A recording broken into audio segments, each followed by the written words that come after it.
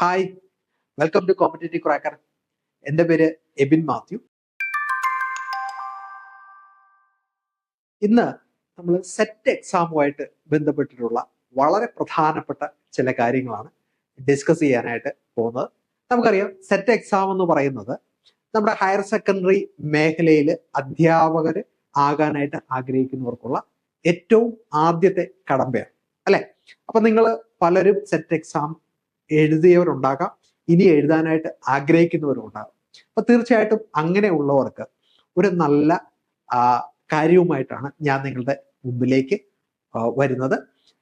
നമ്മുടെ അടുത്ത set exam എഴുതാൻ ആഗ്രഹിക്കുന്നവർക്ക്, പ്രത്യേകിച്ചും ഹിസ്റ്ററിയിലെ സെറ്റ് എക്സാം എഴുതാൻ ആഗ്രഹിക്കുന്നവർക്ക് തീർച്ചയായിട്ടും അത് ഏറ്റവും നന്നായിട്ട് പഠിച്ച് തയ്യാറെടുക്കാനായിട്ടുള്ളൊരു അവസരമുണ്ട്.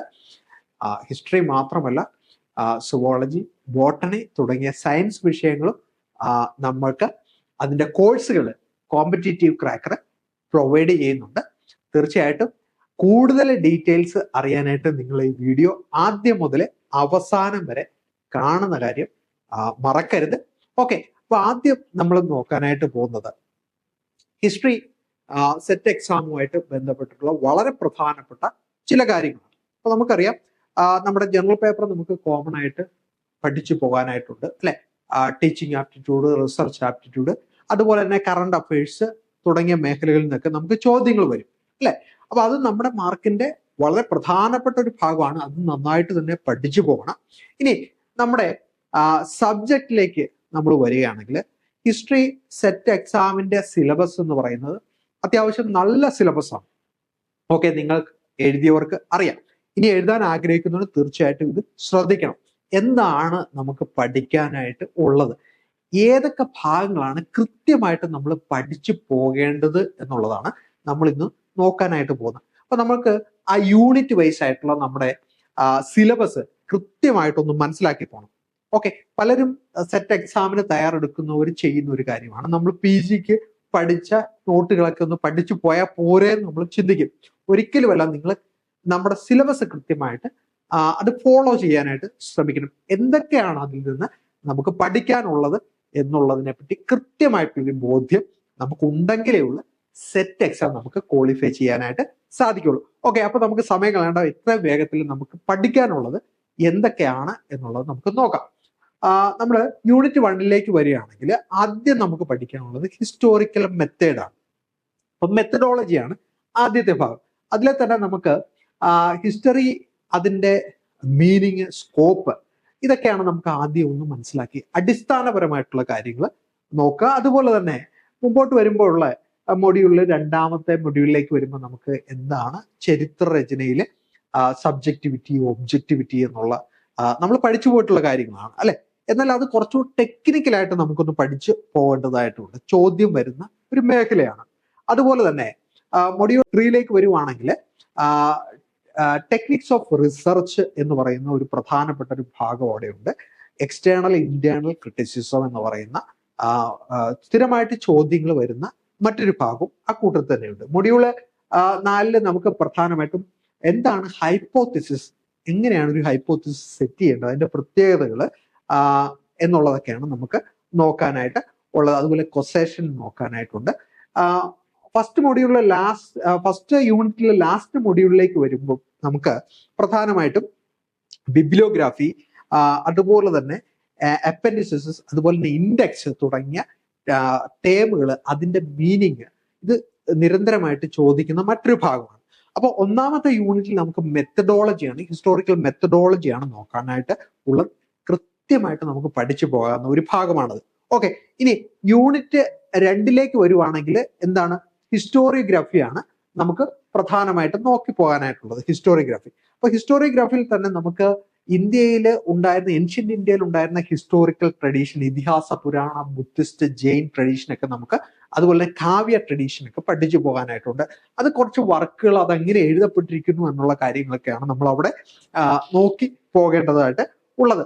അതുപോലെ തന്നെ യൂണിറ്റ് 2ൽ തന്നെ അടുത്തൊരു ഭാഗത്തേക്ക് വരികയാണെങ്കിൽ നമുക്ക് മിഡീവൽ കാലഘട്ടത്തിലെ ചരിത്രരചന എങ്ങനെയായിരുന്നു, ഏതൊക്കെ വർക്കുകളാണ്, അതുപോലെ തന്നെ അതിൽ തന്നെ നമുക്ക് ഡൽഹി സുൽത്താനേറ്റ് മുഗൾ കാലഘട്ടത്തെ പ്രധാനപ്പെട്ട ഒരുപാട് വർക്കുകളുണ്ട്. അങ്ങനെ നമ്മൾ കാടടച്ച് പഠിച്ചിട്ട് കാര്യമില്ല. പ്രധാനപ്പെട്ട വർക്കുകൾ ചിലതുണ്ട്, അത് നമ്മൾ ഫോക്കസ് ചെയ്യണം. അതുപോലെ മൊഡ്യൂൾ 3 വരുമ്പോഴത്തേക്കും കൊളോണിയൽ കാലഘട്ടത്തെ ചരിത്രരചന, അതിന്റെ പ്രത്യേകത. അതെ, അതിനെ തുടർന്ന് 4ാമത്തെ മൊഡ്യൂളിൽ വരികയാണെങ്കിൽ നമുക്ക് നാഷണലിസ്റ്റ് ഹിസ്റ്റോറിയോഗ്രഫിയാണ് അവിടെ നമുക്ക് പഠിച്ചു പോകേണ്ടതായിട്ടുള്ളത്. അത് കൃത്യമായിട്ട് നമുക്ക് പഠിക്കാനായിട്ടുള്ള സോഴ്സുകളുണ്ട്. ഇപ്പൊ പലരും ചോദിച്ചിട്ടുണ്ട് ഈ ഹിസ്റ്റോറിയോഗ്രഫിയെ പറ്റിയുള്ള കണ്ടന്റ് നമുക്ക് എവിടെ കിട്ടുമെന്ന് പലരും ചോദിക്കാറുണ്ട്. അതിനുള്ള സോഴ്സുകളുണ്ട്, തീർച്ചയായിട്ടും ഞാനത് നിങ്ങൾക്ക് പറഞ്ഞു തരുന്നതായിരിക്കും. ഓക്കെ, മാർക്സിസ്റ്റ് ഹിസ്റ്റോറിയോഗ്രഫി ഒക്കെ അതിനകത്ത് വരുന്നുണ്ട്. അതുപോലെ ഗ്രീക്കോ റോമൻ ഹിസ്റ്റോറിയോഗ്രഫി നമ്മൾ പണ്ട് മുതലേ പഠിച്ചു വരുന്ന ഭാഗമാണ് അല്ലെ. മൊഡ്യൂൾ 6 വരികയാണെങ്കിൽ പ്രധാനമായിട്ടും നമുക്ക് നോക്കാനുള്ളത് ചില പ്രധാനപ്പെട്ട വ്യക്തിത്വങ്ങളുണ്ട്. ഹെഗല്, കാൾ മാർക്സ്, അന്റോണിയോ ഗ്രാംഷി. അതുപോലെ തന്നെ സ്ട്രക്ചറലിസം, ഫെർഡിനാൻഡ് ഡി സോസറിന്റെ അദ്ദേഹം തുടക്കം വെച്ച് സ്ട്രക്ചറലിസം എന്താണ്. അതുപോലെ പ്രധാനപ്പെട്ട ചില സോഷ്യോളജിക്കൽ തിയറീസ്, മാക്സ് വെബറിന്റെ, ഡെർഖൈമിന്റെ, പെരി ബോർഡിയോയുടെ ഒക്കെ പ്രധാനപ്പെട്ട തിയറികൾ. ഇതൊരു പ്രധാനപ്പെട്ട ഒരു ചാപ്റ്റർ ആണ് കേട്ടോ. ഇതിനകത്ത് ചോദ്യങ്ങൾ വരുന്ന ഒരു മേഖലയും കൂടെയാണ്. ഓക്കെ, അതാണ് 6ാമത്തെ മൊഡ്യൂൾ എന്ന് പറയുന്നത്. 7ാമത്തെ മൊഡ്യൂളിലേക്ക് വരുമ്പം കണ്ടംപററി ട്രെൻഡ്സ്, അതിൽ തന്നെ നമുക്ക് ഡിസ്കോഴ്സ് അനാലിസിസ്, മൈക്കൽ ഫൂക്കോയുടെ ഡിസ്കോഴ്സ് അനാലിസിസ്, അതുപോലെ തന്നെ പോസ്റ്റ് മോഡേൺ ഹിസ്റ്റോറിയോഗ്രഫി ഒക്കെ നമുക്ക് അവിടെ നോക്കി പോകേണ്ടതായിട്ട് ഉണ്ട്. അപ്പൊ ഇത്രയും കാര്യങ്ങളാണ് നമുക്ക് യൂണിറ്റ് 2 പഠിച്ചു പോകാനായിട്ട് ഉള്ളത്. പ്രധാനപ്പെട്ട ഭാഗങ്ങളാണ് ഞാൻ പറയുന്നത്, പഠിച്ചു പോകേണ്ടത്. ഓരോ യൂണിറ്റിലും പഠിക്കേണ്ട ഭാഗങ്ങളാണ് ഞാൻ പറഞ്ഞു പോകുന്നത്.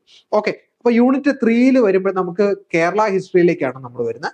അപ്പൊ കേരള ഹിസ്റ്ററിയിൽ നമുക്ക് മൊഡ്യൂൾ 1 ഇവിടെ നമുക്ക് സ്റ്റോൺ ഏജ് കാലഘട്ടവുമായിട്ട് ബന്ധപ്പെട്ട്, അപ്പൊ നമ്മൾ തൊപ്പിക്കല്ല്, കുടക്കല്ല്, അങ്ങനെയുള്ള ഈ മെഗാലിത്തിക് മോണുമെന്റ്സിനെ പറ്റി നമ്മൾ പഠിച്ചിട്ടുണ്ട് അല്ലെ. അപ്പൊ അത് നമുക്ക് പഠിക്കണം. പിന്നീട് അയൺ ഏജ് അതിന്റെ തുടർച്ചയായിട്ട് വരുന്നുണ്ട്. ഓക്കെ, മൊഡ്യൂൾ 2 വരുമ്പോഴത്തേക്ക് നമുക്ക് പ്രധാനമായിട്ടും പഠിക്കേണ്ടത് തമിഴ് റൈറ്റിംഗ്സ് ആണ് അല്ലെ. തമിഴ് റൈറ്റിംഗ്സ് ഒരുപാട് വർക്കുകളുണ്ട് അല്ലെ, സംഘ കാലഘട്ടത്തിലെ. അതുപോലെ തിണൈ എന്ന് പറയുന്ന ആശയം, അതിനെ പറ്റിയുള്ള കാര്യങ്ങൾ പഠിക്കാനുണ്ട്. മൊഡ്യൂൾ 3 വരുമ്പോഴത്തേക്കും 3 നമുക്ക് പ്രധാനമായിട്ടും ബ്രാഹ്മിൺ സെറ്റിൽമെന്റ്സിനെ പറ്റി നമുക്ക് നോക്കാനായിട്ടുണ്ട്. ബ്രാഹ്മിൺ സെറ്റിൽമെന്റുകൾ എവിടെയൊക്കെ ആയിരുന്നു, ഏതൊക്കെ സ്ഥലങ്ങളിലായിരുന്നു പ്രധാനമായിട്ടും ഉണ്ടായിരുന്നത് എന്നുള്ള കാര്യമാണ് നമുക്ക് നോക്കാനായിട്ടുള്ളത്. ഓക്കെ, അതിൽ തന്നെ അതിന്റെ തുടർച്ചയായിട്ട് നമ്മൾ നോക്കി വരുമ്പോഴത്തേക്കും നോക്കാം എന്താണ് അവിടെ പറഞ്ഞിരിക്കുന്നത്. Okay, yes, land relations, nature of land ownership, Devaswom, Brahmaswom തുടങ്ങിയ ഭാഗങ്ങൾ അവിടെയുണ്ട്. അതുപോലെ തന്നെ ട്രേഡ്, ഗിൽഡുകളെ പറ്റിയുള്ള ചോദ്യങ്ങൾ നമുക്ക് വരാറുണ്ട് അല്ലെ. അപ്പൊ അത്രയും കാര്യങ്ങൾ നമുക്ക് അതിൽ നോക്കാനായിട്ടുണ്ട്. മൊഡ്യൂൾ 4 വരുമ്പോഴത്തേക്കും നമുക്ക് സ്വരൂപങ്ങളെ പറ്റിയാണ് പഠിക്കാനായിട്ടുള്ളത്. അപ്പൊ പ്രധാനപ്പെട്ട സ്വരൂപങ്ങൾ ഏതൊക്കെ, അവരുടെ ഫോർമേഷൻ എങ്ങനെയായിരുന്നു, അതുപോലെ തന്നെ ഈ കാലഘട്ടത്തിൽ ജാതി സിസ്റ്റം കേരളത്തിൽ നിലവിൽ വന്നു അല്ലെ. അങ്ങനെയുള്ള ചില പ്രധാനപ്പെട്ട കാര്യങ്ങൾ, ഭക്തി മൂവ്മെന്റ്, അതിനെപ്പറ്റി നമുക്ക് മൊഡ്യൂൾ 4 നോക്കി പോകാനായിട്ട് ഉണ്ട്. മൊഡ്യൂൾ 5 വരുമ്പോഴത്തേക്കും മണിപ്രവാളം ലിറ്ററേച്ചർ, അതിന്റെ പ്രത്യേകതകൾ. ഓക്കെ, അതുപോലെ ടെമ്പിൾ ആർട്സിനെ പറ്റി അത്ര കാര്യമായിട്ടുള്ള ചോദ്യങ്ങൾ വരാറില്ല. എന്നാൽ പോലും അതെന്താണ് എന്നുള്ളത് ഒന്ന് മനസ്സിലാക്കി പോവുക എന്നുള്ളത് മാത്രമേ ഉള്ളൂ. മൊഡ്യൂൾ 6 പ്രധാനമായിട്ടും നമുക്ക് മൈസൂറിയൻ ഇൻവേഷൻ ആണ് ഫോക്കസ് ചെയ്ത് പോകാനായിട്ടുള്ളത്. മൊഡ്യൂൾ 7 വരുമ്പോഴത്തേക്കും ലാൻഡ് റവന്യൂ പോളിസീസ്. ഓക്കെ, അത് അത്രമാത്രം ഒരു വിഷയമുള്ള ഒരു ഭാഗമല്ല. നമുക്ക് അത്യാവശ്യം ഒന്ന് വേഗത്തിൽ വായിച്ചു പോയി കഴിഞ്ഞാൽ മനസ്സിലാക്കി പോകാവുന്ന കാര്യമാണ് മൊഡ്യൂൾ 7. മൊഡ്യൂൾ 8 വരുവാണെങ്കിൽ അവിടെ നമുക്ക് ഈ കൊളോണിയൽ മോഡേണിറ്റി, കൊളോണിയൽ ഭരണകാലഘട്ടത്തിൽ കേരളത്തിൽ അല്ലെങ്കിൽ നമ്മുടെ സമൂഹത്തിൽ വന്നിട്ടുള്ള മാറ്റങ്ങൾ എന്തൊക്കെയാണ് എന്നുള്ളതാണ്. പ്രത്യേകിച്ച് സോഷ്യോ റിലീജിയസ് റിഫോം മൂവ്മെന്റ് കാര്യങ്ങളൊക്കെ നമുക്ക് അവിടെ പഠിക്കാനുണ്ട്. നമ്മൾ ഒരുപാട് നാളുകളായിട്ട് പഠിച്ചു വരുന്ന കാര്യമാണ്. 9 വരികയാണെങ്കിൽ struggle for responsible government in Travancore Cochin focus ചെയ്ത് നമുക്ക് പഠിക്കാവുന്ന കാര്യമാണ് അല്ലെ. ഓക്കെ, മെറ്റീരിയൽ എല്ലാം നമുക്ക് അവൈലബിൾ ആണ്. തീർച്ചയായിട്ടും അതെല്ലാം നമ്മൾ ഡിസ്കസ് ചെയ്യും കേട്ടോ. ഇത് ഞാൻ വെറുതെ പറഞ്ഞു പോകുന്നതല്ല, ഇതെല്ലാം ക്ലാസ്സിൽ നമ്മൾ ഓൾറെഡി ഡിസ്കസ് ചെയ്യുന്ന കാര്യമാണ്. ഇനിയും നമ്മൾ പരീക്ഷയ്ക്ക് മുമ്പായിട്ട് ഇത് ഡിസ്കസ് ചെയ്യും. ഓക്കെ, ഇനി 10 വരുവാണെങ്കിൽ ഇവിടെ നമുക്ക് പ്രധാനമായിട്ടും കേരള മോഡൽ ഡെവലപ്മെന്റ് എന്ന് പറയുന്ന ഒരു ഭാഗം ഇവിടെ ഉണ്ട്. കേരളത്തിന്റെ ഡെവലപ്മെന്റ് മോഡൽ, അതിന്റെ പ്രത്യേകത എന്താണ് എന്നുള്ളതാണ് അതിന്റെ ഫോക്കസ് എന്ന് പറയുന്നത്. ഓക്കെ, യെസ്, അപ്പൊ അത് നമുക്ക് കൃത്യമായിട്ട് തന്നെ അത് പഠിച്ചു പോകാൻ പറ്റുന്ന ഒരു മേഖലയാണ്. മൊഡ്യൂൾ 11 ഇതെല്ലാം നമുക്ക് പഞ്ചായത്ത് രാജ് സിസ്റ്റം, അതുപോലെ തന്നെ വുമൺ ഇൻ പൊളിറ്റിക്സ്, കേരളത്തിൽ നിന്നുള്ള പ്രധാനപ്പെട്ട വുമൺ ലീഡേഴ്സ്, അതായത് ദേശീയ സമരത്തിന്റെ കാലഘട്ടത്തിലും അതിനുശേഷമുള്ള കുറച്ച് പേരൊക്കെ ഉണ്ട് അല്ലെ. പാർവതി നേമിമംഗലം, അക്കാമ ചെറിയൻ, അങ്ങനെ കുറച്ച് ആൾക്കാരെ നമ്മൾ പഠിച്ചിട്ടുണ്ട്. അവരെയൊക്കെ ഒന്നുകൂടെ നമുക്ക് ഓർത്തെടുക്കേണ്ട കാര്യമുള്ളൂ. 12 വരികയാണെങ്കിൽ നമുക്ക് ഇവിടെ പ്രധാനപ്പെട്ട ചില movements, silent Valley, Plachimada, depletion of marine resource, ഇതൊക്കെ നമുക്ക് പഴയ കറണ്ട് അഫയർ നോക്കി കഴിഞ്ഞാൽ നമുക്കത് കൃത്യമായിട്ട് മനസ്സിലാക്കി പോകാവുന്ന ഭാഗമാണ്. ഓക്കെ, ഇനി യൂണിറ്റ് 4 വരുവാണെങ്കിൽ ancient and medieval Indian history ആണ് ഉള്ളത്. അവിടെ നമുക്ക് ഏൻഷ്യന്റ് ഇന്ത്യയില് ഹാരപ്പൻ സിവിലൈസേഷൻ നമ്മൾ ചെറിയ ക്ലാസ് മുതൽ പഠിച്ചു വരുന്ന ഭാഗമാണ്. അതിൽ നിന്നൊരു ചോദ്യം എപ്പോഴും ഉണ്ടാകാറുണ്ട് കേട്ടോ, ഹാരപ്പൻ സിവിലൈസേഷനുമായിട്ട് ബന്ധപ്പെട്ട്. മൊഡ്യൂൾ 2 വരുമ്പോൾ വേദിക് കാലഘട്ടമാണ്, ചോദ്യം വരും. PGW കൾച്ചർ എന്താണ്, ഈ കാലഘട്ടത്തിന്റെ പ്രത്യേകതകൾ എന്തൊക്കെയാണ് അല്ലെ, വേദങ്ങൾ, അതുമായിട്ട് ബന്ധപ്പെട്ടുള്ള ചോദ്യം നമുക്ക് പ്രതീക്ഷിക്കാം. മൊഡ്യൂൾ 3 നമുക്ക് പ്രധാനമായിട്ട് ഫോക്കസ് ചെയ്യാനുള്ളത് മഗധയിലാണ് നമുക്ക് ഫോക്കസ് ചെയ്യാനായിട്ട് ഉള്ളത്. അപ്പൊ അതിൽ തന്നെ നമുക്ക് മൗര്യൻ കാലഘട്ടം അവിടെ വരുന്നുണ്ട്. അതുപോലെ തന്നെ വർണ്ണ സിസ്റ്റത്തിന്റെ ഡെവലപ്മെന്റ്, കൂടാതെ ഗാന്ധാര സ്കൂൾ ഓഫ് ആർട്ട്, ആ ഗാന്ധാര സ്കൂൾ ഓഫ് ആർട്ട് നമുക്ക് പഠിക്കാനുണ്ട്. കൃത്യമായിട്ട് തന്നെ അത് പഠിച്ചു പോകേണ്ടതായിട്ട് ഉണ്ട്. മൊഡ്യൂൾ 4 വരുമ്പോഴത്തേക്കും മൗര്യൻ അഡ്മിനിസ്ട്രേഷനുമായിട്ട് ബന്ധപ്പെട്ട അശോകധമ്മ മനസ്സിലാക്കി പോകേണ്ടത്, ബുദ്ധിസം, ജൈനിസം എന്ന് പറയുന്ന 2 പ്രധാനപ്പെട്ട മതങ്ങൾ. ഓക്കെ, അതൊക്കെ നമ്മൾ വളരെ നാളുകളായിട്ട് പഠിച്ചു പോകുന്നതാണ്. പക്ഷെ എന്താണ് എക്സാമിനേഷൻ പോയിന്റ് ഓഫ് വ്യൂവിൽ പഠിക്കേണ്ടത് എന്നുള്ളതാണ് നമ്മുടെ ക്ലാസ്സുകളിൽ നമ്മൾ ഡിസ്കസ് ചെയ്യാനായിട്ട് പോകുന്നത്. അപ്പൊ അതുകൊണ്ട് തന്നെ ക്ലാസ്സുകൾ വളരെ പ്രധാനപ്പെട്ടതാണ് എന്നുള്ള കാര്യം ഒരിക്കൽ കൂടെ നിങ്ങൾ ഓർപ്പിക്കുകയാണ്. ഓക്കെ, മൊഡ്യൂൾ 5 വരുമ്പോൾ നമുക്ക് ഗുപ്ത കാലഘട്ടമാണ് വരുന്നത്. അപ്പം ഇവിടെ ഈ ഒരു കാലഘട്ടവുമായിട്ട് നോക്കുമ്പോഴത്തേക്ക് നമുക്ക് ഈ കാലഘട്ടത്തിലാണ് ഇന്ത്യയിൽ ഫ്യൂഡൽ കാലഘട്ടം ആരംഭിക്കുന്നത് എന്നുള്ളത് നമുക്കറിയാം. അപ്പൊ ഫ്യൂഡൽ കാലഘട്ടത്തിൽ ഇന്ത്യയിൽ വന്ന പ്രധാനപ്പെട്ട മാറ്റങ്ങൾ, ലാൻഡ് ഗ്രാൻഡ് സിസ്റ്റം, അങ്ങനെയുള്ള കാര്യങ്ങളൊക്കെ നമുക്ക് അവിടെ നോക്കാനായിട്ട് ഉണ്ട്. ഓക്കെ, പിന്നെ ഈ കാലഘട്ടത്തിൽ തന്നെ ഒരു റിലീജിയസ് മൂവ്മെന്റ്, ഭാഗവതിസം എന്ന് പറയുന്ന ഒരു ആശയമുണ്ട്. ഓക്കെ, അത് ചോദ്യങ്ങൾ വളരെ റെയർ ആയിട്ട് അവിടെ നിന്ന് കാണാറുള്ളൂ, എന്നാലും നമുക്ക് നോക്കാം.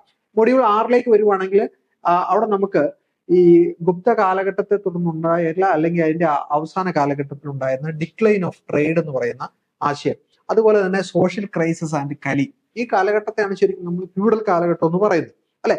അപ്പൊ അത് നമുക്ക് അവിടെ കൃത്യമായിട്ട് കുറച്ച് തിയററ്റിക്കൽ ഭാഗം ഉണ്ടായിരുന്നു, നമുക്ക് പഠിച്ചു കൺസെപ്റ്റ് മനസ്സിലാക്കി കഴിഞ്ഞാൽ കൃത്യമായിട്ട് ആൻസർ ചെയ്യാൻ പറ്റുന്ന ഒരു മേഖലയാണ്. മൊഡ്യൂൾ 7 വരുമ്പോൾ മിഡീവൽ ഇന്ത്യ ആണ്. ഇപ്പൊ രജപുത്ത് സ്റ്റേറ്റുകളുടെ എമർജൻസ് ഉണ്ട് അതിനകത്ത്. അതുപോലെ തന്നെ ഡൽഹി സുൽത്താനേറ്റ് എന്ന് പറയുന്ന ഭാഗം അല്ലെ, ഡൽഹി സുൽത്താനേറ്റ് കൃത്യമായിട്ട് നമുക്ക് പഠിച്ചു പോകുന്ന, അതിൽ നിന്ന് ചോദ്യം വന്നാലൊക്കെ കൃത്യമായിട്ട് നമുക്ക് ആൻസർ ചെയ്യാം. രജപുത്ത് സ്റ്റേറ്റുകളാണ് നമുക്ക് കുറച്ചുകൂടെ ഒന്ന് ഫോക്കസ് ചെയ്ത് പഠിക്കാനായിട്ടുള്ള ഒരു ഭാഗം എന്ന് പറയുന്നത് അവിടെ. ഇനി മൊഡ്യൂൾ 8 വരുമ്പോൾ പ്രധാനമായിട്ടും നമുക്ക് മിഡീവൽ കാലഘട്ടത്തിൽ ഉണ്ടായിരുന്ന ഇക്ത സിസ്റ്റം, ജാഗിർ സിസ്റ്റം എന്താണ് ആശയം നമുക്കറിയാം അല്ലെ. ഓക്കെ, അത് കൃത്യമായിട്ട് മനസ്സിലാക്കി പോകാം. ട്രേഡ്, അതുപോലെ തന്നെ മോണിറ്റൈസേഷൻ ഓഫ് എക്കോണമി, അതിന്റെ പ്രത്യേകതകൾ നോക്കാം. കുറച്ച് എളുപ്പത്തിൽ പഠിച്ചു പോകുന്ന ഒരു ഭാഗമാണ്. മൊഡ്യൂൾ 9 വരുമ്പോൾ നമുക്ക് സൗത്ത് ഇന്ത്യയാണ് വരുന്നത്, ചാലൂക്യാസ്, അതുപോലെ തന്നെ പല്ലവാസ്, രാഷ്ട്രകൂടാസ് തുടങ്ങിയ സ്റ്റേറ്റുകൾ. അതുപോലെ തന്നെ സെഗ്മെന്ററി സ്റ്റേറ്റ് എന്ന് പറയുന്ന ആ ഒരു തിയറി, അതിന് എന്താണ് സെഗ്മെന്ററി സ്റ്റേറ്റ് സിസ്റ്റം എന്നുള്ളത് നമുക്ക് പഠിക്കാം. ചെറിയ തിയറിയാണ് അല്ലെ, ചെറിയ തിയറിയാണ്. ഓക്കെ, അപ്പൊ ചോളാസിന്റെ കാലഘട്ടമൊക്കെ അതിനകത്ത് വരുന്നുണ്ട് സൗത്ത് ഇന്ത്യയിൽ. ഓക്കെ, മൊഡ്യൂൾ 10 ബാമിനി കിങ്ഡത്തെ പറ്റിയാണ് ചോദ്യങ്ങൾ അങ്ങനെ കാണാറില്ല, വലിയ ആർക്കിടെക്ചറുമായിട്ട് ബന്ധപ്പെട്ട് ഈ ഒരു ഭാഗത്തുനിന്ന് ചോദ്യങ്ങൾ കണ്ടുവന്നിട്ടുള്ളൂ. ഓക്കെ, 11 വരുമ്പോൾ മുഗൾ എംപയർ ആണ്. മുഗൾ എംപയർ കൃത്യമായിട്ട് നമുക്ക് ഡീറ്റെയിൽഡ് ആയിട്ട് ഇതിന് പഠിച്ചു പോകേണ്ടതുണ്ട്. ഓക്കെ, അതിന്റെ സ്വഭാവം എന്തായിരുന്നു മുഗൾ എംപയറിന്റെ, അതുപോലെ military, mansabdari system, Jagirdari system, ഇതൊക്കെ നമുക്ക് ആർക്കിടെക്ചർ, അതുപോലെ തന്നെ ഈ കാലഘട്ടത്തിലെ പ്രധാനപ്പെട്ട എഴുത്തുകളൊക്കെ ഒന്ന് നോക്കി പോകേണ്ടതായിട്ടുണ്ട്. പ്രധാനപ്പെട്ട ഒരു ചാപ്റ്റർ തന്നെയാണ് ഈ മൊഡ്യൂൾ 11 എന്ന് പറയുന്നത്. ഓക്കെ, ഇനി നമുക്ക് യൂണിറ്റ് 5 വരാനുള്ളത്. യൂണിറ്റ് 5 എന്ന് പറയുമ്പോൾ മോഡേൺ ഇന്ത്യൻ ഹിസ്റ്ററിയാണ് അല്ലെ. അപ്പൊ ഇതിനകത്തെ പ്രധാനപ്പെട്ട പഠിച്ചു പോകേണ്ട ഭാഗങ്ങൾ നമ്മൾ നോക്കുകയാണെങ്കിൽ, ബ്രിട്ടീഷ് എക്സ്പാൻഷൻ, ഇന്ത്യയിൽ ബ്രിട്ടീഷുകാർ വന്നതിന് ശേഷം അവരെങ്ങനെ എക്സ്പാൻഡ് ചെയ്തു, ഒരു പൊളിറ്റിക്കൽ പവറായി മാറി. 1857 റിവോൾട്ട്, ഒരു മാറ്റമില്ല, എല്ലാ പരീക്ഷയ്ക്കും ചോദിക്കുന്ന ഒരു ഭാഗമാണ് അല്ലെ. യെസ്, അതിന്റെ പ്രധാനപ്പെട്ട തിയറികൾ ട്രൈബൽ അപ്രൈസിങ്സ് പറയുന്നുണ്ട്. ഒരു ചോദ്യം ട്രൈബൽ അപ്രൈസിങ്സ് നമുക്ക് എല്ലാ പ്രാവശ്യവും പ്രതീക്ഷിക്കാവുന്നതാണ്. ഇപ്പൊ കൊളോണിയൽ മോഡേണിറ്റി ഈ ഭാഗത്തും വരുന്നുണ്ട്. പ്രധാനമായിട്ടും നമ്മുടെ സോഷ്യോ റിലീജിയസ് റിഫോം മൂവ്മെന്റ്സ് അവിടെ നമുക്ക് ഫോക്കസ് ചെയ്യാനായിട്ട് ഉണ്ട്. മൊഡ്യൂൾ 4 വരുമ്പോഴത്തേക്കും നമുക്ക് ഈ ഭാഗത്ത് എഡ്യൂക്കേഷൻ, പ്രധാനമായിട്ടും എഡ്യൂക്കേഷണൽ കമ്മീഷൻസ് ഈ സമയത്ത് ഇന്ത്യയിൽ വരുന്നുണ്ട്. അതിന്റെ ഒരു പ്രത്യേകതകൾ, ആരാണ് അപ്പോയിന്റ് ചെയ്ത്, എന്താണ് അതിന്റെ പ്രത്യേകതകൾ എന്നാണ് നമുക്കവിടെ നോക്കി പോകാനായിട്ട് ഉള്ളത്. മൊഡ്യൂൾ 6 നോക്കിയേ. യെസ്, ഇതിങ്ങനെ വലുതായിട്ട് കൊടുത്തിരിക്കുന്നെങ്കിലും നമുക്ക് ഇതിനകത്ത് പഠിക്കേണ്ട ഭാഗങ്ങൾ കൃത്യമായിട്ട് ഫോക്കസ് ചെയ്ത് കഴിഞ്ഞാൽ നമ്മുടെ ജോലി അത്രയും എളുപ്പമായി തരും, നമ്മുടെ പഠനം അത്രയും എളുപ്പമായി തരും. നോക്കിയേ, മൊഡ്യൂൾ 6 നോക്കുമ്പോൾ അത് വലുതായിട്ട് തോന്നുമെങ്കിലും നമുക്ക് അതിനകത്ത് പ്രധാനമായിട്ട് ഫോക്കസ് ചെയ്ത് പഠിക്കാനുള്ളത് ഇന്ത്യൻ നാഷണൽ കോൺഗ്രസ്, അതിന്റെ ഫോർമേഷൻ, അതിന്റെ വ്യത്യസ്ത ഫേസുകൾ അല്ലെ. അപ്പം മോഡറേറ്റ് ഫേസ് ഉണ്ട്, എക്സ്ട്രീമിസ്റ്റ് ഫേസ് ഉണ്ട്, അതുപോലെ തന്നെ ഗാന്ധിയൻ ഫേസ് ഉണ്ട് അല്ലെ. 3 കാലഘട്ടങ്ങൾ കൃത്യമായിട്ട് നമ്മൾ പഠിച്ചു കഴിഞ്ഞാൽ ഈ ഭാഗങ്ങളെല്ലാം അതിനകത്ത് വരും. ഓക്കെ, അല്ലാതെ നമ്മൾ ഈ ഓരോ ടോപ്പിക്കും എടുത്ത് പഠിക്കാനായിട്ട് ഫോക്കസ് ചെയ്ത് നോക്കിയെങ്കിൽ നമുക്ക് സമയം കിട്ടത്തില്ല, നമ്മൾ മടുത്തും പോകും.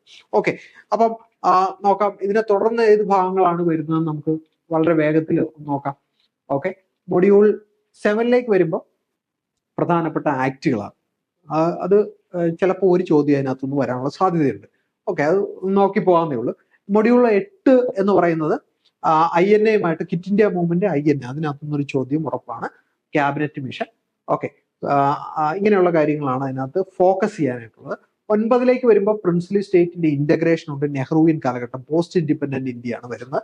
ഓക്കെ, 5 ഇയർ പ്ലാൻസ്, ഇന്ത്യയുടെ ഫോറിൻ പോളിസി ഒക്കെയാണ് അവിടെ നമുക്ക് നോക്കി പോകാനായിട്ട് ഉള്ളത്. ഇനി 11 വരികയാണെങ്കിൽ നമുക്ക് നെഹ്റുവിന്റെ കാലഘട്ടത്തിൽ ഉണ്ടായിരുന്ന rise of regional political parties, okay, coalition experiments, അതായത് ഇന്ത്യയിലെ നെഹ്റുവിൻ കാലഘട്ടത്തിന് ശേഷം ഉണ്ടായ ഗവൺമെന്റുകൾ. അപ്പൊ നമുക്കറിയാം ആ കാലഘട്ടത്തിൽ ഉണ്ടായ ഗവൺമെന്റുകൾ കൂടുതലും എന്താണ്, കൂട്ടുകക്ഷി മന്ത്രിസഭ, അത് എങ്ങനെയായിരുന്നു എന്നുള്ളത് അതൊക്കെ നമുക്ക് കുറച്ച് വായിച്ചും ഡിസ്കസ് ചെയ്ത് മനസ്സിലാക്കി പോകേണ്ട കാര്യങ്ങളാണ്. ഓക്കെ, അത് അങ്ങനെ തന്നെ നമുക്ക് പഠിക്കാനായിട്ട് സാധിക്കും. മൊഡ്യൂൾ 12 വരുമ്പോൾ നമുക്ക് എഡ്യൂക്കേഷൻ പോളിസിയാണ്. ഓക്കെ, അതുപോലെ എക്കണോമിക് റിഫോംസ്, LPG റിഫോംസ് എന്ന് നമ്മൾ വിളിക്കും അല്ലെ. ലിബറലൈസേഷൻ, പ്രൈവറ്റൈസേഷൻ ആൻഡ് ഗ്ലോബലൈസേഷൻ എന്ന് പറയുന്ന പോളിസി നമുക്ക് അവിടെ കൃത്യമായിട്ട് പഠിച്ച് പോകേണ്ടതായിട്ടുണ്ട്. യൂണിറ്റ് 6 ലാസ്റ്റ് യൂണിറ്റിലേക്ക് വരുവാണെങ്കിൽ വേൾഡ് ഹിസ്റ്ററിയാണ് പഠിക്കാനായിട്ടുള്ളത്. വേൾഡ് ഹിസ്റ്ററിയിൽ തന്നെ നമുക്ക് ബ്രോൺസ് ഏജ് സിവിലൈസേഷൻ എല്ലാ പ്രധാനപ്പെട്ട എക്സാമുകൾക്ക് ചോദിക്കുന്ന ഒരു ഭാഗമാണ് ബ്രോൺസ് ഏജ് സിവിലൈസേഷൻ. അത് ഈജിപ്ഷ്യൻ സിവിലൈസേഷൻ, ഇൻഡസ് വാലി ഉണ്ട്, ചൈനീസ് സിവിലൈസേഷൻ ഉണ്ട്, മെസപ്പൊട്ടോമിയൻ സിവിലൈസേഷൻ, അതുപോലെ തന്നെ അതിനുശേഷം വരുന്ന classical civilizations, Rome, Greek civilizations ഒക്കെയാണ് നമുക്ക് പഠിച്ചു പോകാനായിട്ടുള്ളത്. കൃത്യമായിട്ട് തന്നെ നമ്മൾക്ക് അത് അടുക്കും ചുറ്റോടുകൂടി പഠിക്കാനായിട്ട് പറ്റുന്ന ഭാഗം. മാർക്ക് ഒരു കാരണവശാലും ഈ ഭാഗത്തൊന്നും നമുക്ക് നഷ്ടപ്പെടത്തില്ല. ഓക്കെ, യെസ്, അടുത്ത ഒരു മേഖലയിലേക്ക് വരുവാണെങ്കിൽ ഗ്രീക്കോ റോമൻ സിവിലൈസേഷൻ നമ്മൾ പറഞ്ഞു. ഓക്കെ, ക്ലാസിക്കൽ സിവിലൈസേഷൻ ആയിട്ട് നമ്മൾ കരുതുന്നതാണ്. മൊഡ്യൂൾ 3 വരികയാണെങ്കിൽ നമുക്ക് റിനൈസൻസ് കാലഘട്ടം, അതുപോലെ റിഫോർമേഷൻ, 2 പ്രധാനപ്പെട്ട ടോപ്പിക് ഉണ്ട്. അതുപോലെ മൊഡ്യൂൾ 4 നമുക്ക് കൊമേഴ്സ്യൽ റവല്യൂഷൻ എന്താണ്, മെർക്കാന്റിലിസം എന്ന് പറയുന്നത് ചെറിയ ചെറിയ കൺസെപ്റ്റുകളാണ് അല്ലെ. ഓക്കെ, ചെറിയ ക്ലാസ്സുകളിൽ നിന്ന് നമ്മൾ പഠിച്ചിട്ടുണ്ട്, പക്ഷെ അതിന്റെ ഒരു ഹയർ ലെവലിലേക്ക് നമ്മളൊന്ന് വരണം എന്നുള്ളതാണ് അവിടെ പ്രധാനമായിട്ടും നോക്കാനായിട്ടുള്ളത്. മൊഡ്യൂൾ 5 വരുമ്പോൾ നമുക്ക് റൈസ് ഓഫ് ക്യാപിറ്റലിസം അല്ലെ, അതുപോലെ തന്നെ ഈ enlightenment thinkers of 18th century, capitalism എന്ന് പറയുന്ന ആശയം ഇവിടെ വരുന്നത്, എൻലൈറ്റൻമെന്റ് വരുന്നുണ്ട്. മൊഡ്യൂൾ 6 ഇൻഡസ്ട്രിയൽ റവല്യൂഷൻ ആണ് ഫോക്കസ് ചെയ്യാനായിട്ട് ഉള്ളത്. അപ്പൊ ആ കാലഘട്ടത്തിൽ വന്നിട്ടുള്ള പ്രധാനപ്പെട്ട ഇൻവെൻഷൻസ് ഫോക്കസ് ചെയ്യുന്ന ചോദ്യം വരുന്ന ഒരു മേഖലയാണ്. ഓക്കെ, മൊഡ്യൂൾ 7 വരുവാണെങ്കിൽ നമ്മുടെ പ്രധാനപ്പെട്ട റവല്യൂഷൻസ് എല്ലാം, നമ്മുടെ മഹത്തായ വിപ്ലവം മുതൽ ചൈനീസ് റവല്യൂഷൻ വരെയുള്ള കാര്യങ്ങൾ നമുക്ക് അവിടെ പഠിക്കാനായിട്ട് ഉണ്ട് അല്ലെ. അത് പഠിച്ചു പോകാം നമുക്ക്. മൊഡ്യൂൾ 8 എന്ന് പറഞ്ഞു കഴിഞ്ഞാൽ നമുക്ക് ആഫ്രിക്കയുമായിട്ട് ബന്ധപ്പെട്ടിട്ടുള്ള ഇമ്പീരിയലിസമാണ് നോക്കാനുള്ളത്. ചോദ്യങ്ങൾ അങ്ങനെ കണ്ടുവരുന്നില്ല, ഒന്ന് അത്യാവശ്യം പഠിച്ചു പോയി കഴിഞ്ഞാൽ നമുക്കത് മനസ്സിലാക്കാവുന്നുള്ളൂ. മൊഡ്യൂൾ 9 വരുമ്പോൾ നമുക്ക് ഫസ്റ്റ് വേൾഡ് വാർ ആണ്. അതിൽ പ്രധാനമായിട്ട് നമുക്ക് ചില ഇൻസിഡന്റുകളാണ് നമ്മൾ ചോദിക്കുന്നത്. ഓക്കെ, ഡിക്റ്റേറ്റർഷിപ്പ് ഇൻ യൂറോപ്പ്, ഹിറ്റ്ലറെ പറ്റിയും മുസോളിനെ പറ്റിയും ചോദിക്കാറുണ്ട്. മൊഡ്യൂൾ 10 വരുമ്പോഴത്തേക്കും നമുക്ക് ആന്റി കൊളോണിയൽ സ്ട്രഗിൾസ് ആണ് പ്രധാനമായിട്ടും നമുക്ക് ഒരു 1945 ശേഷം ഉണ്ടായിരുന്ന പ്രധാനപ്പെട്ട ചില സ്ട്രഗിൾസ് ആണ് ഡിസ്കസ് ചെയ്ത് പഠിക്കാവുന്ന കാര്യങ്ങളാണ്. അതിൽ 11ലേക്ക് വരുവാണെങ്കിൽ UN ഫോർമേഷൻ ഉണ്ട്. അപ്പൊ UN നിന്ന് പ്രധാനപ്പെട്ട ആ ഒരു ഭാഗത്ത് നമുക്ക് കോൾഡ് വാറുമായിട്ട് ബന്ധപ്പെട്ട്, ശീതസമരവുമായിട്ട് ബന്ധപ്പെട്ട് ചോദ്യങ്ങൾ വരാനുണ്ട്. ഡിസാർമമെന്റ്, ഓയിൽ, ജിയോ പൊളിറ്റിക്സ്, ഇങ്ങനെയുള്ള കാര്യങ്ങളൊക്കെയാണ് അതിനകത്ത് പ്രധാനമായിട്ടും ഫോക്കസ് ചെയ്ത് പറഞ്ഞിരിക്കുന്നത്. ഓക്കെ, യെസ്, ഇത്രയും പ്രധാനപ്പെട്ട കാര്യങ്ങളാണ്. അപ്പൊ അതിന്റെ കൂട്ടത്തിൽ തന്നെ നമുക്ക് ഇവിടെ നമുക്ക് ലിബറലൈസേഷൻ, പ്രൈവറ്റൈസേഷൻ, അതുപോലെ തന്നെ ബ്രിക്സ്, ഇന്റർനാഷണൽ ഓർഗനൈസേഷൻസ് ചിലത് അവിടെ പഠിച്ച് പോകേണ്ടതായിട്ട് ഉണ്ട്. ഓക്കെ, അപ്പൊ ഇത്രയും ആണ് നമുക്ക് ഹിസ്റ്ററിയിൽ ഫോക്കസ് ചെയ്ത് പഠിക്കാനായിട്ടുള്ളത്. നമ്മൾ ഈ സിലബസ് നോക്കുമ്പോൾ നമ്മൾ ഓർക്ക് ഇത് ഇത്രയോ ഉണ്ടല്ലോ, എങ്ങനെ പഠിച്ചു തീർക്കുമെന്ന്. പക്ഷേ ഇത് പഠിക്കുന്നതിനൊരു സിസ്റ്റം ഉണ്ട്. ഓക്കെ, ആ സിസ്റ്റത്തിലൂടെ പഠിക്കുമ്പോഴാണ് നമുക്ക് പരീക്ഷ ക്വാളിഫൈ ചെയ്യാനായിട്ട് സാധിക്കുന്നത്. ഓക്കെ, അപ്പൊ നമുക്കത് എങ്ങനെയാണെന്നുള്ളത് നമ്മുടെ ക്ലാസ്സിൽ നമ്മൾ ഡിസ്കസ് ചെയ്യുന്നുണ്ട്. അത് തീർച്ചയായിട്ടും നിങ്ങൾ ക്ലാസ്സിൽ ജോയിൻ ചെയ്യണം. അതിന്റെ ഡീറ്റെയിൽസ് നിങ്ങൾക്ക് ഈ വീഡിയോടൊപ്പം തന്നെ ലഭ്യമാക്കുന്നതായിരിക്കും. ഓക്കെ, അപ്പൊ നമ്മുടെ 2025 ജനുവരിയിൽ നടക്കുന്ന സെറ്റ് എക്സാം സെറ്റായിട്ട് ഒന്ന് പഠിച്ച് തയ്യാറെടുക്കുന്നതിന് വേണ്ടിയിട്ട് നമ്മൾ കോമ്പറ്റേറ്റീവ് ക്രാക്കർ ഒരു നല്ല കോഴ്സ് സ്റ്റാർട്ട് ചെയ്തിട്ടുണ്ട്. സെറ്റ് അസ്ട്ര 2.1 ആണ്. അപ്പൊ ഇതിന്റെ അഡ്മിഷൻ ഓപ്പൺ ആണ്. നിങ്ങൾക്ക് തീർച്ചയായിട്ടും ഇപ്പൊ തന്നെ അതിന്റെ ഡീറ്റെയിൽസ് വിളിച്ചു ചോദിച്ച് ജോയിൻ ചെയ്യാം. ഓക്കെ, അപ്പൊ ഈ കോഴ്സിന്റെ പ്രത്യേകതകൾ തീർച്ചയായിട്ടും നിങ്ങളെ അറിയിക്കുന്നതിൽ സന്തോഷമുണ്ട്. നമുക്ക് ഏതൊക്കെ സബ്ജക്റ്റുകളിലാണ് ക്ലാസ്സുകൾ ഉള്ളത് എന്നുള്ളതാണ് നിങ്ങളുടെ ആകാംക്ഷ എന്ന് എനിക്കറിയാം. നമുക്ക് ബോട്ടണിയുടെ ക്ലാസ്സുകളുണ്ട്, ഫിസിക്സ് ഉണ്ട്, കെമിസ്ട്രി, മാത്സ്, അതുപോലെ ലാംഗ്വേജസ് ആയിട്ടുള്ള മലയാളം, ഇംഗ്ലീഷ്. വീണ്ടും നമ്മൾ സോഷ്യൽ സയൻസ് സബ്ജക്റ്റുകളിലേക്ക് വരുമ്പോഴത്തേക്കും എക്കണോമിക്സ് ഉണ്ട്, കൊമേഴ്സ് ഉണ്ട്, അതുപോലെ ഹിസ്റ്ററി ഉണ്ട്. കൂടാതെ നമുക്ക് സയൻസ് സബ്ജക്റ്റ് ആയിട്ടുള്ള സുവോളജി, അതുപോലെ ലാംഗ്വേജ്, വീണ്ടും ഹിന്ദി ഉണ്ട്. ഓക്കെ, ഇത് കൂടാതെ അടുത്താണ് ഏറ്റവും പ്രധാനപ്പെട്ടത്, നമ്മൾ ജനറൽ പേപ്പറിന്റെ ക്ലാസ്സുകളും കൂടെ നമ്മൾ പ്രൊവൈഡ് ചെയ്യുന്നുണ്ട്. അപ്പം ഏറ്റവും നന്നായിട്ട് പഠിച്ച് ആദ്യത്തെ തവണ തന്നെ നമുക്ക് സെറ്റ് എക്സാം ക്വാളിഫൈ ചെയ്യാനായിട്ട് നിങ്ങൾ ആഗ്രഹിക്കുന്നുണ്ട് തീർച്ചയായിട്ടും. ഓക്കെ, ഇപ്പൊ തന്നെ നിങ്ങൾ കോഴ്സ് സംബന്ധമായിട്ടുള്ള വിവരങ്ങൾ വിളിച്ച് അന്വേഷിക്കാനായിട്ടുള്ള കോൺടാക്ട് നമ്പർ ഇവിടെയുണ്ട്. 97 46 45 55 14 എന്ന് പറയുന്ന ഈ നമ്പറിൽ നിങ്ങൾക്ക് വിളിച്ചു കഴിഞ്ഞാൽ കോഴ്സ് സംബന്ധമായിട്ടുള്ള എല്ലാ ഡീറ്റെയിൽസും നിങ്ങൾക്ക് ലഭ്യമാണ്. ഓക്കെ, അപ്പൊ ഇനി ഒട്ടും സമയം കളയണ്ട. കോമ്പറ്റേറ്റീവ് ക്രാക്കറിൽ എത്രയും വേഗം വിളിച്ച് കാര്യങ്ങൾ അന്വേഷിക്കുക, കോഴ്സിന് ജോയിൻ ചെയ്യുക. നമുക്ക് ഏറ്റവും നന്നായിട്ട് പഠിക്കാം. ഓക്കെ, അടുത്ത സെറ്റ് നമ്മൾ പാസ്സായിരിക്കും. ഓക്കെ, അപ്പൊ വീണ്ടും നമുക്ക് ഇതുപോലെയുള്ള വീഡിയോയിൽ ഒരുമിച്ച് കാണാം. ഒരു കാര്യം കൂടെ ഓർപ്പിക്കട്ടെ, നിങ്ങൾ ആദ്യമായിട്ടാണ് നമ്മുടെ ചാനൽ കാണുന്നതെങ്കിൽ സബ്സ്ക്രൈബ് ചെയ്യുന്ന കാര്യം മറക്കരുത്. വീണ്ടും അടുത്തൊരു വീഡിയോ ആയിട്ട് വീണ്ടും കാണുന്നവരെ താങ്ക് യു.